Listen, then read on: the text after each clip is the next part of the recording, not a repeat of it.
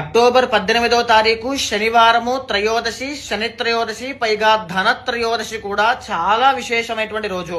ఆ రోజున ప్రతి ఒక్కరూ కూడా సాయంత్రం వేళ మీ ఇంట్లో సింహద్వారం దగ్గర కుడి వైపు రైట్ సైడ్ ఖచ్చితంగా గోధుమ పిండితో తయారు చేసినటువంటి ప్రమిదలో ఆవు నెయ్యి వేసి దీపం వెలిగించండి.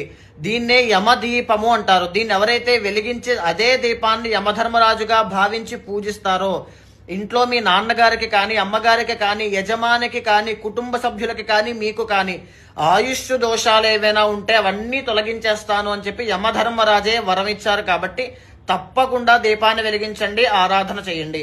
ఇక ఎడమ వైపున అదే రోజున సాయంత్రం వేళ రాగి చెంబు కానీ, రాగి బింది కానీ తీసుకుని అందులో నీళ్లు వేసి ఉత్తరేణి ఆకులు, తులసి ఆకులు వేసి ఆ బిందినే ధన్వంతరి స్వామిగా పూజించడం వల్ల ఇంట్లో దీర్ఘకాలిక ఆరోగ్య సమస్యలు రాకుండా ఇంటిల్లపాది ఐశ్వర్యం